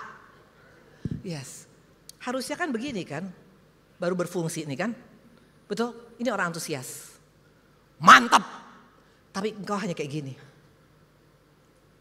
Tinggal tunggu waktunya mate. Semangat dong. Halo. Harusnya engkau semangat. Wah, ternyata gue punya pengharapan nih. Masa lalu gue yang gak bagus juga pasti bisa Tuhan pakai. Itu membuat engkau harus bergairah. Harusnya begitu. Kalau aku begitu. Waktu aku dengar aku dapat pengharapan. Yes. Pakai aku Tuhan. Itu saya. Saya gak bilang, terserah aja deh. Lu jual mahal, Tuhan pakai orang lain. Jangan sok jual mahal sama Tuhan. Karena waktu Barak jual mahal, Tuhan pakai Yael. perempuan yang gak diperhitungkan. Waktu Yudas jual mahal, Tuhan pakai Matias. Maka jangan sok jual mahal di sini. Bilang kanan kiri, lu jangan jual mahal. Lu mesti obral sama Tuhan, bilang ayo. Jangan jual mahal. Orang jual mahal tuh kelihatan, dengar firman pun juga sok jaim. Kalau saya, waktu aku pertama bertobat tahun 1999, 2002, tanggal 20 Mei. Sejak itu saya ibadah. Saya duduk selalu paling belakang. Kenapa bilang? Karena saya malu. Saya masih malu sama diri saya. Tapi saya pengen bertobat. Setiap hamba Tuhan ngomong, mau siapapun. Saya gereja waktu itu di gereja tempat Pak Niko. Di mendiang siapa? David Cakra. Almarhum yang kena COVID. Itu saya di belakang. Tapi setiap firman Tuhannya pas. Dengan apa tentang hidup saya. Amin. Amin. Asal pulang muka aku bengkak. Saya gak persoalan. Pakai eyeliner, udah di sini eyeliner saya. Nggak ada urusan sama saya. Kalau setiap altar, baru aja Pak David Cakra bilang siapa, aku tahu tuh altar. Orang datang ke depan dengan sangat kalem dan begini berdoa. Kalau aku tiarap. Saya tiarap di lantai loh. Karena aku bilang kalau aku diampuni, siapa gua bisa diampuni oleh Tuhan. Halo, harus antusias. Orang antusias tuh kelihatan. Coba lihat. Ini yang gak antusias ini pasti banyak utangnya. Makin engkau tidak antusias, utangmu makin panjang. Kalau saya terus terang, saya gak peduli. Saya gak peduli dengan apa kata orang. Kayak Daud, gak peduli dia menari dia sampai kata istrinya, lu kayak orang gila nari. Jangan dengar apa kata orang. Dengar apa kata Tuhan. Tuhan suka dengan orang yang antusias. Tepuk tangan Tuhan Yesus. Amin. Nah, dikatakan tadi di sini, jangan jual mahal. Betul? Sekali lagi, kalau engkau hanya cuma seperti ini, tinggal tunggu waktunya engkau akan mati. Jadilah seperti ini. Orang yang antusias itu kelihatan. Dari ibadahnya pun antusias. Yes! Amin! Wah, ini kalau di tempat ini ada berapa juta orang sini? Wah, ini mah satu Kemayoran geger. Tapi ini banyak orang, tapi gak ada suara. Antara dua, orang Solo kah ini semuanya? Kalau saya terus terang, walaupun suara tempat ini besar, suara saya bisa lebih panjang daripada ini. Karena buat aku tuh, masa kalau bola aja kita, go! Yes! Yes! Itu hanya bola, belum tentu masuk surga. Kenapa engkau sama bola semangat? Lihat badminton kemarin Indonesia menang All England, betul? Semangat, ya, buah. Kenapa untuk Tuhan gak seperti itu? Kalau saya buat firman itu kursi bisa jatuh-jatuh. Itu saya. Karena buat aku terlalu baik Allahku kalau aku masih sok jual mahal. Amin. Ya, jangan jaim-jaim. Walaupun di sini kau pejabat, emang gue pikirin. Betul. Nah, yang kedua, mari kita lihat Kejadian 50 ayat 18. Loh, waktuku sudah mau habis. Bagaimana? Ini baru pertama, masih panjang lagi. Kira-kira 3 hari 3 malam. Kejadian 50 ayat 18. Juga saudara-saudaranya datang sendiri dan sujud di depannya serta berkata, kami datang untuk menjadi budakmu. Wow, gak main-main. Ini yang sering, ini yang paling sering, yaitu apa? Kita tertuduh, kita punya jati diri diserang oleh si jahat dengan mengatakan level kita cuma budak. Please, kita bukan budak. Halo. Bahkan juga waktu si bungsu, mari kita lihat tempat ini. Coba kita lihat ya. Si bungsu, Lukas 15 ayat 16 sampai 20. Waktu dia disuruh makan ampas babi pun gak dapat. Lalu ia ingin mengisi perutnya dengan ampas yang menjadi makanan babi. Tapi tidak seorang pun yang memberikan padanya. Lalu ia menyadari keadaannya. Katanya, betapa banyaknya orang upahan Bapakku yang berlimpah-limpah makanannya. Tapi aku di sini mati kelaparan. Aku akan bangkit dan pergi ke Bapakku dan berkata padanya, Bapa, aku telah berdosa terhadap surga dan terhadap Bapa. Aku tidak layak lagi disebut anak Bapa. Jadikanlah aku sebagai salah seorang upahan Bapa. Tidak main-main. Inilah akibat intimidasi si jahat. Kita punya jati diri dihancurkan. Aku hanya budak. Aku orang gak layak. Aku sudah kartu mati. Aku sudah hancur. Itu semua strategi si jahat. Halo, si jahat itu gak pernah berhenti sebelum engkau sampai hancur jati dirimu. Ini apa? Saya sekarang jadi pemanah. Latihan dulu ya, latihan. Ini iblis. Iblis selalu panah kita loh. Supaya engkau punya diri hancur. Maka engkau berkata, saya sudah kartu mati. Saya sudah hancur. Saya udah gak mungkin. Gak ada solusi. Gak ada masa depan. Saya sudah hancur. Hancur. Rumah tanggaku udah hancur. Anak-anakku udah hancur. Ekonomiku hancur. Semuaku hancur. Karena saya pernah kena itu juga.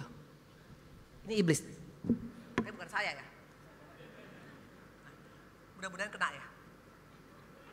Gimana sih caranya? Oh ya.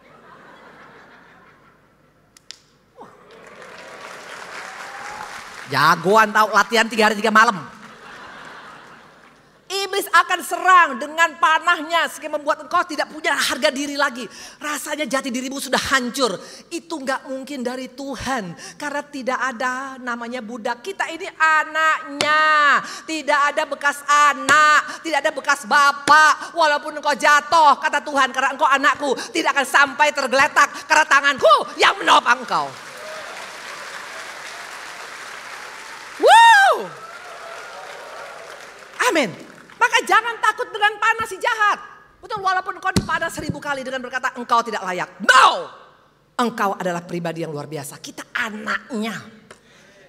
Gak mungkin Yesus mau mati kalau bukan karena kita untuk anaknya. Karena kita anaknya, dia mati untuk kita. Amin. Nanti engkau akan merayakan. Sebentar lagi akan merayakan Paskah. Betul? Ya, dikatakan peranan Tuhan. Peranan Tuhan, perhatikan. Waktu si bungsu bilang, udahlah aku jadi orang upahan juga. Seringkali kita ciut. Ya sudah, mungkin aku udah gak bisa, ya aku udah hancur, udah mau apapun, mau apa terpa. Dulu saya pernah sampai seperti itu. Dulu saya pikir saya gak punya future aslinya. Karena hidup yang sangat berat.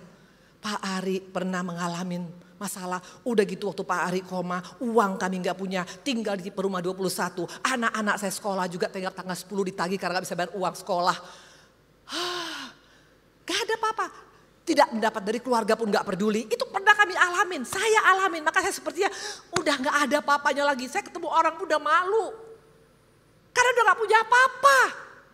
Dengan kondisi rumah tangga juga bermasalah. Dan anak saya pun dikatakan lahir bisa cacat. Oh, hancur. Iblis tembak saya punya pikiran. Iblis tembak hati saya. Semuanya seperti itu. Betul? Nah, dikatakan. Coba buka Mazmur 37 ayat 23-24. Tuhan menetapkan langkah orang-orang yang hidupnya berkenan kepadanya. Apabila ia jatuh, tidaklah sampai tergeletak. Sebab tangan Tuhan yang menopang tangannya. Luar biasa. Engkau bisa jatuh. Tapi selama kita dekat dengan dia, tangan Tuhan masih bisa tangkap kita. Maka jangan jauh dari Tuhan. Maka datang ke CK7. Makanya ikut cool. Udah ikut cool belum? Udah ikut cool belum? Mana yang udah ikut cool? Yang belum mana? Bertobatlah engkau. Gak bisa. Jangan jauh-jauh dari dia. Kalau seminggu sekali aja engkau cari Tuhan gak akan bisa. Banyak berhubungan dengan dia. Supaya kita tetap dekat dengan dia. Hanya untuk engkau dekat, untuk engkau jatuh, engkau bisa ditangkap Tuhan lagi. Dan lihat ya reaksi daripada Tuhan. Walaupun kita jatuh, walaupun engkau pernah berboros-boroskan. Dengan foya-foya, dengan pelacur, dengan apapun. Lihat reaksi daripada Bapa kita. Lukas 15 ayat 20. Maka bangkitlah ia dan pergi ke bapaknya. Ketika ia masih jauh, perhatikan. Baru kita niat aja. Baru niat aja mau bilang, aku mau kembali kepadamu Bapak. Masih niat, perhatikan. Ketika ia masih jauh, ayahnya telah melihat. Lalu tergeraklah hatinya oleh belas kasihan. Ayahnya berlari mendapatkan dia. Lalu merangkul dan mencium dia. Ayat 22 dan 24. Tapi ayah itu berkata pada hamba-hambanya, lekas bawa kemari jubah yang terbaik. Pakaikan itu padanya. Dan kenakan cincin pada dirinya. Dan sepatunya pada kakinya. Dan ambil anak lembu tambun. Sembelih dia. Mari kita makan dan bersukacita, sebab anakku yang telah mati telah menjadi hidup kembali. Ia telah hilang dan didapat kembali. Maka mulailah mereka bersukacita. Wow, Lukas 15 ayat 10. Aku berkata, kata Yesus kepadamu, demikian juga akan ada sukacita pada malaikat-malaikat Allah karena satu orang bertobat yang berdosa sudah bertobat. Surga bersukacita bukan karena engkau kaya, bukan karena engkau pintar, bukan karena engkau punya segala macam. Surga bersukacita waktu kita kembali kepada Dia.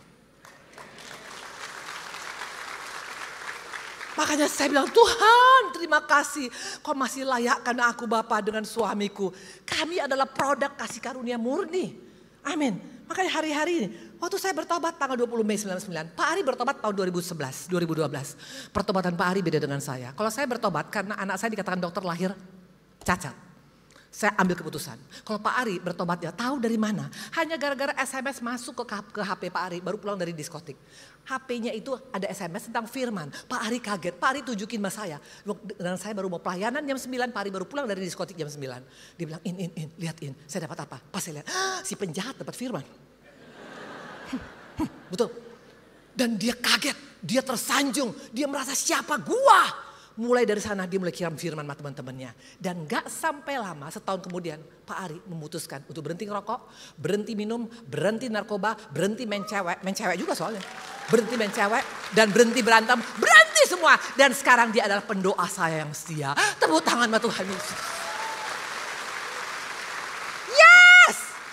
Makanya hari-hari ini jangan takut dengan masa lalumu. Asal kau kembali kepada dia, banting setir, betul? Nah yang ketiga, Kejadian 50 ayat 19 sampai dengan 20. Masih berapa lama lagi saya? Setahun lagi? Hah, udah jam 1, oke dikit lagi. Shalom Bu, waktunya sisa 10 menit. Thank you GBU, luar biasa kata-katanya. Bagus. Profesional banget. Saya suka. Kejadian 50 ayat 19 sampai 20. Tapi Yusuf berkata pada mereka, jangan takut. Sebab aku inikah pengganti Allah. Memang kamu telah mereka-reka yang jahat terhadap aku. Tapi Allah telah mereka-reka untuk kebaikan. Dengan maksud melakukan seperti yang terjadi sekarang. Yakni memelihara hidup satu bangsa yang besar. Yes! Ini tipikal respon daripada seorang visioner. Kalau engkau seorang visioner. Engkau seorang pemenang. Engkau seorang warrior. Engkau akan beda menghadapi masalah. Ini Kristen Raja Wali. Mana gambar Raja Walinya? Coba lihat. Nah, ini Kristen Raja Wali. Visioner. Dia punya mata elang tuh tajam tahu. Buak, ngelihat jauh ke depan. Tapi banyak kali kita Kristen, mana yang kedua? Si burung emprit. Recok aja. Ngomel, bersungut-sungut. Atau yang berikutnya, Kristen apa? Anak ayam yang berkais-kais. Kenapa ya kok saya? Kenapa? Hanya kenapa terus. Kalau engkau hanya kenapa terus, tidak mungkin kau orang visioner. Tahu satu lagi, mungkin gak visioner. Tapi ini, Kristen kerupuk. Kayak si lumpuh yang 38 tahun di Bethesda. Tuhan bilang, maukah engkau sembuh? Udah ditawari mau sembuh. Dia bilang apa? Gak ada orang yang peduli dengan aku.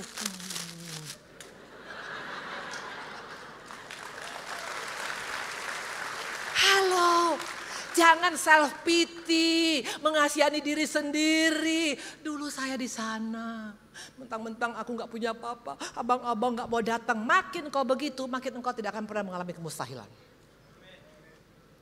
Yusuf melihat mimpinya itu bukan bunga tidur, mimpinya bukan kebetulan, mimpinya adalah peneguhan daripada Tuhan. Dia akan dipakai luar biasa. Visioner berbeda. Melihat masalah adalah pintu masuk untuk mengalami berkat Tuhan. Beda. Makanya visioner itu menentukan. Kita baru merayakan Pilpres kemarin, betul? Februari. Pilihanmu antara 1 atau 2 atau 3. Hari ini juga pilihan cuma 2. Mau jadi Kristen yang mana? 4 pilihan. Mau Kristen Raja Wali yang punya visi. Atau Kristen yang ayam mengkais-kais hanya mikirin kok. Atau Kristen burung emprit yang hanya cuman ngomel terus. Atau Kristen yang selalu nanti kalau pulang gak disalam. Itu mah kampungan. Betul. Nah, sebagai pesan Tuhan kita hari ini. Mari putuskan. Saya undang pemusik. Mau jadi apa kita? Ini kita punya pegawai. Lihat ya. Ini orang mana? Boleh tunjukin yang pertama dulu. Yang ada 6 orang foto 7 orang atau yang pakai baju seragam. Mana ya fotonya? Mana fotonya? Oh, tidak dibuat fotonya. Ya itu loh, yang tukang rumput. Yang tukang kebun. Fotonya nggak ada? Berarti bukan salah saya ya. Padahal seru banget ceritanya. Nggak ada? Oke, mungkin saya miskom kali. Intinya, ini tukang rumput. Tukang rumput di tempat kita. Tukang rumput. Bukan ini, sebelumnya.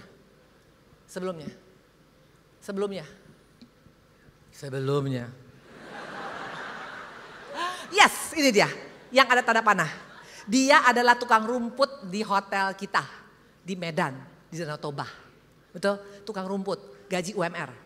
Sudah 20 tahun kerja tukang rumput. Waktu saya pas sama Pak Ari ke Medan kemarin, kami tanya, ini ada 7 orang tukang rumputnya. Ini tukang rumput ya, panas-panas, bersih-bersihin rumput. Kami tanya, berapa anaknya Pak? 4. Apa sekolahnya? Sarjana Bu. Mana tunjukkan? Yang tadi. Nih, anaknya 4, semua sarjana. 1 sarjana fisika, dari 1 bapak ya.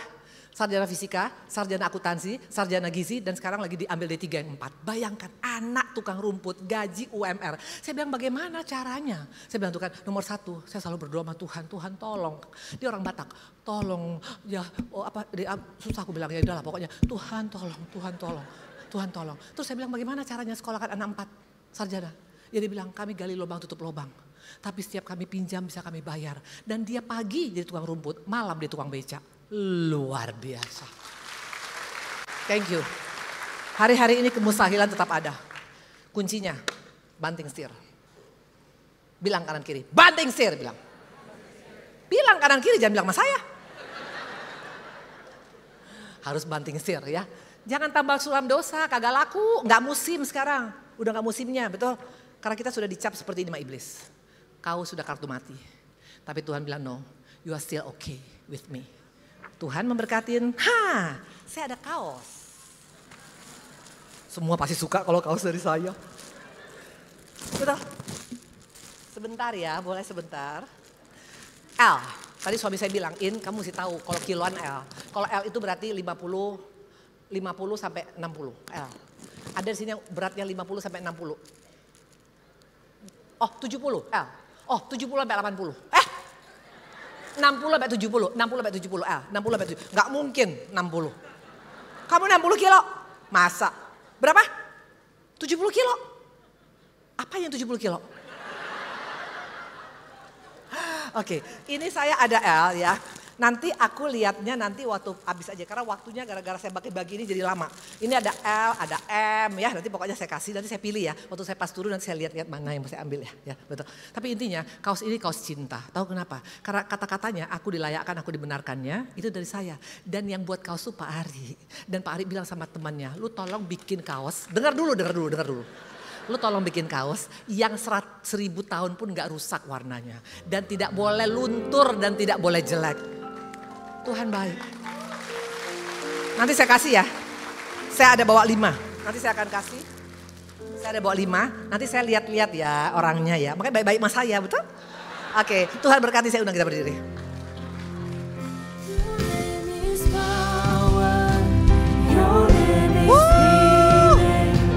Your name is light. Break every stronghold, shine through the shadows, burn like a fire. Your name is power, your name is healing, your name is light.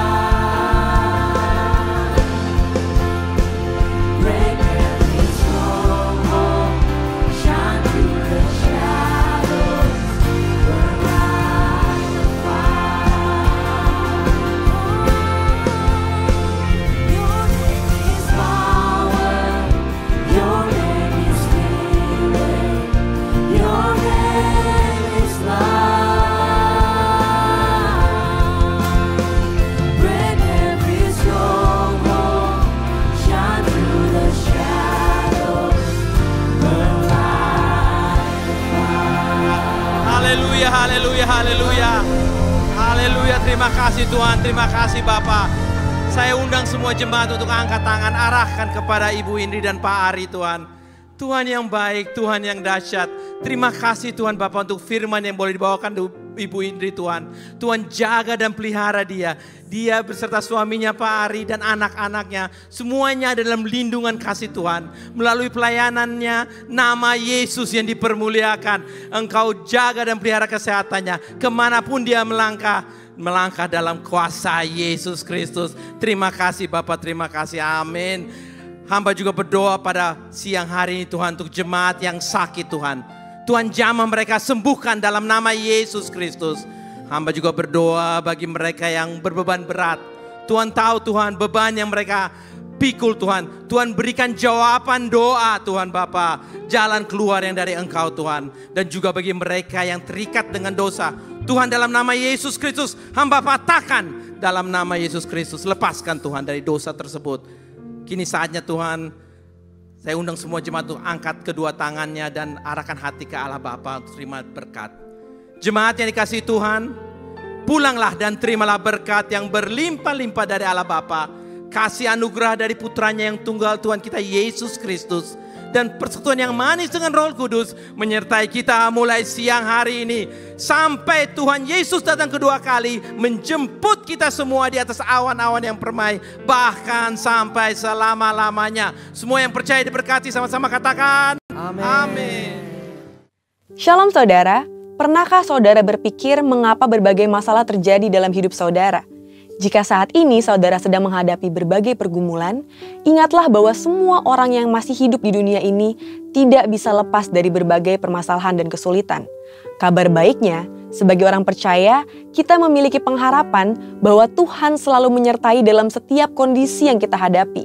Dan segala sesuatu yang terjadi pasti mendatangkan kebaikan bagi orang-orang yang mengasihi Dia. Dalam Voice of Pentecost kali ini, kita akan belajar memahami apa sih maksud Tuhan mengenai ujian, godaan, dan teguran yang dialami orang percaya. Tuhan Yesus berkata dalam Yohanes 16 ayat 33, "Semua ini kukatakan kepadamu supaya kamu beroleh damai sejahtera dalam Aku. Dalam dunia kamu menderita penganiayaan, tapi kuatkanlah hatimu, Aku telah mengalahkan dunia."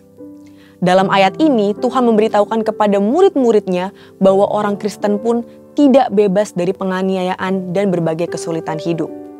Dalam Alkitab, ada 3 macam pencobaan berdasarkan tujuan dan sumbernya. Pertama, pencobaan untuk menguji dan memurnikan.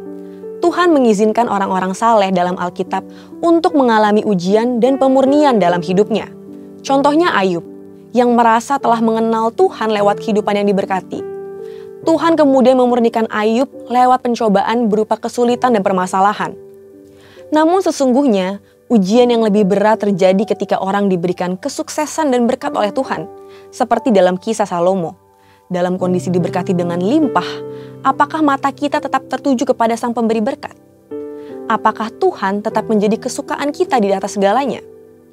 Dalam menghadapi pencobaan yang seperti ini, bagaimana seharusnya respon kita? Tuhan mau kita tetap mengucap syukur dan menaruh pengharapan kepada Tuhan. Ucapan syukur ini lahir dari hati yang melekat kepada Tuhan dan percaya bahwa pengharapan tidak mengecewakan. Kedua, pencobaan untuk menggoda manusia keluar dari hukum Tuhan.